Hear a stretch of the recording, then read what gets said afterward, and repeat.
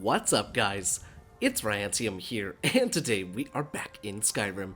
That's right, you guys, and oh snap, is it going to be an awesome freaking day. So guys, welcome back, and happy Friday. So out of all the mods you voted for on last week's episode, this is the one that won. But don't forget, down there in the comment section, vote 1, 2, or 3, or check out the poll in the top right-hand corner to see which mod we're voting on for next week. So without further ado, let's get into it. So guys, I'm still a little bit sick. You could probably hear it a little bit in my voice, but it's not as bad. I'm hoping that this is the end, and it's not just a quick ray of light in my being sick. But today we're taking a look at the Warmonger Armory. Now, the Warmonger Armory adds a ton of stuff into Skyrim, and I know you're looking at my wrists, and I don't know why they're invisible. They weren't invisible before, so I'm wondering why they're invisible now, but I don't know why that's a thing. But we're going to be taking a look at the armors and weapons that are included in today's, or into the Warmonger Armory mod.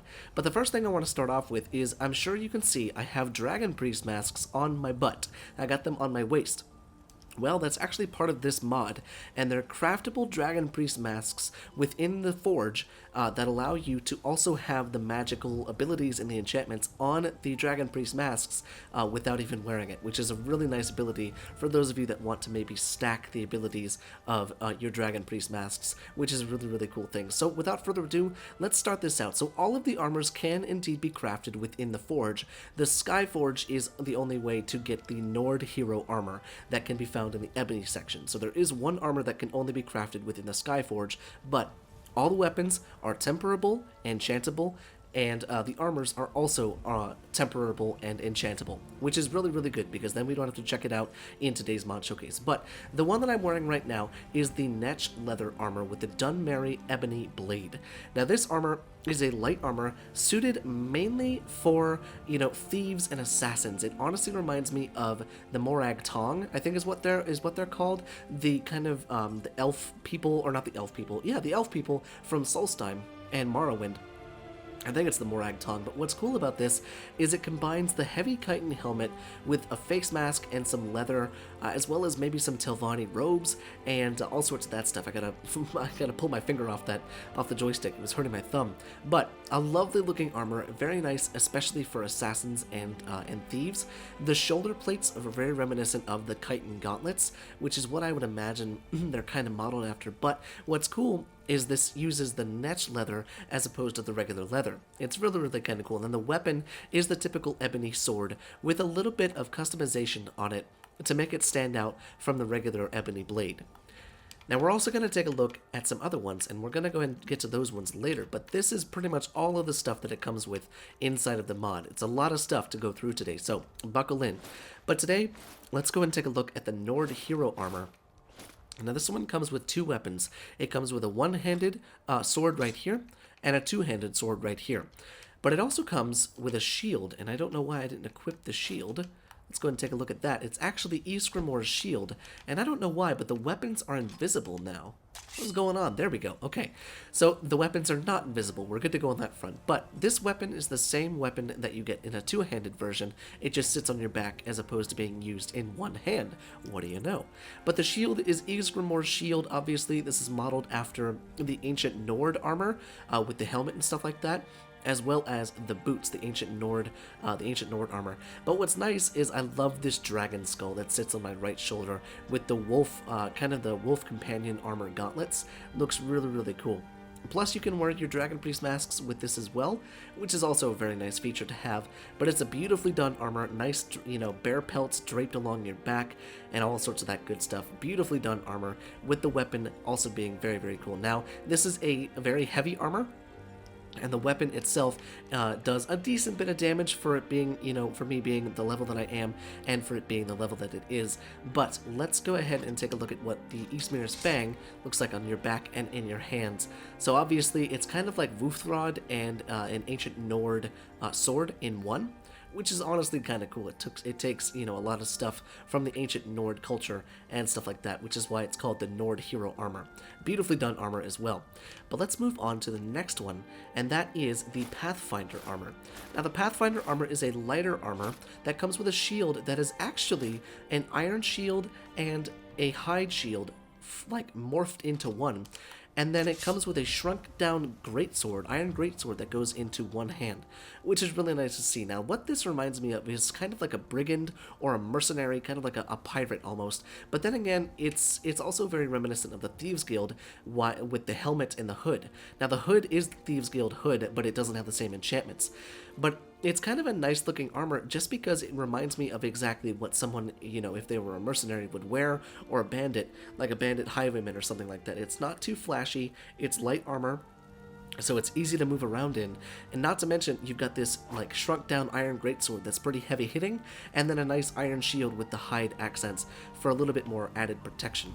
But each and every single one of the armors, I don't know if you've noticed this, but around the waistline there's always some new stuff on every single one of them. You know, this one's got a little steel dagger behind him, he's got some little throwing knives right there, and then, you know, a pouch, and then a money pouch right there with a pouch next to that.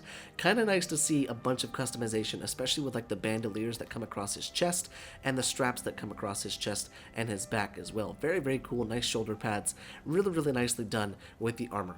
And then next, let's go ahead and take a look at the Rogue Thief. Now, the Rogue Thief is light armor, and I'm actually going to go ahead and equip the two Alakir daggers because I think it fits this armor pretty well.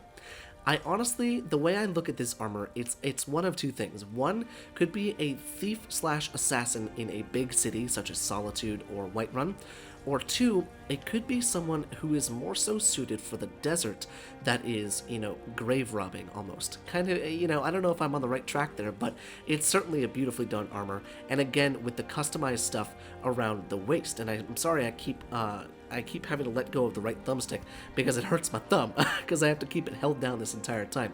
But it's got a nice money sack right there. It's got storage for lockpicks, it looks like, on your waist, with a couple more pouches and maybe some poison vials, who knows. But it's also got, looks like a pouch back there to maybe, you know, hold a book or so, which is really cool. Plus, it's got the Dragon Priest masks, and it's got the nice comfortable pants with the steel knives and stuff like that. Very, very nice, easy to move around in, won't get too bogged down, and it's really, really nice to have. Count how many times I say nice in today's mod showcase, and let me know down there in the comments. But this one, the Sand Assassin, is very reminiscent of what the Hammerfell culture wears in the region of Hammerfell. But we're only going to take a look at the Sand Assassin's cuirass, this one, because the other one actually has a cape, and it looks really, really gross. It's a linen wrap case or cape, and I don't really like that. But we'll go ahead and take a look at this. And it's the same thing with the Alakir daggers, except instead of having a face mask to cover your face, it's simply just the, I don't even know what to call that. I don't want to call it a turban, because I don't think it is a turban, but it's a hat. We'll call it a hat for now. But it looks like we got some throwing knives right there at my waist. Very, very cool. Kind of reminds me of the big guy from Indiana Jones. Let's see. Let's pull out the Alakir sabers. Kind of reminds me of the big guy from Indiana Jones, where he's flipping around his scimitar, and Indy takes out his gun and shoots him because he was being all showy, and then one bullet and he's dead. But I don't know, maybe that's just me, but I kind of like it a lot. It's really, really nice. This is definitely more so suited for the desert because it's, it's light cloth, all sorts of that stuff, not a whole lot of protection, so it's best not to get found in this stuff. But the Sand Assassin is a very cool armor set. Then we've also got the Shadow Warlock armor right here. Now, the Shadow Warlock is obviously more so suited for a battle mage, or someone that's more so trying to be a little bit of a sneaky thief, maybe an assassin with magic, rather than weapons. Now, what I love about this is the custom, stuff around the waist, just as every armor has. The little potion bottles, the nice little sacks around your waist, and then, a big thing on your back, looks like a water skin almost, and then maybe a pouch for a book. And then you have these daggers just in case the enemy gets in close. Now, unfortunately, a lot of the stuff, in fact, all the stuff along the waist is just for cosmetic, but even still, it's kind of cool to have, and maybe do a little bit of role-playing with that.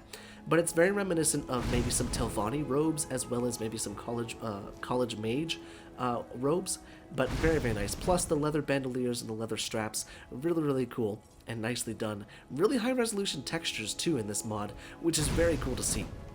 And then we've also got the Soul Ripper armor. Now, the Soul Ripper armor, unlike the last one, which was light armor, the Soul Ripper armor is heavy armor, but it comes with a really cool sword. The Soul Ripper sword is the Mehrunes Razor, but just gigantic. So it's actually just a regular one-handed sword, but it is Mehrunes Razor. And I think that's kind of cool. Now, whether or not it has the same effect as Mehrunes Razor, I don't think it does. But if we go ahead and take a look at the waistline, we've got soul gems right there. We've got a nice Daedric book on the back.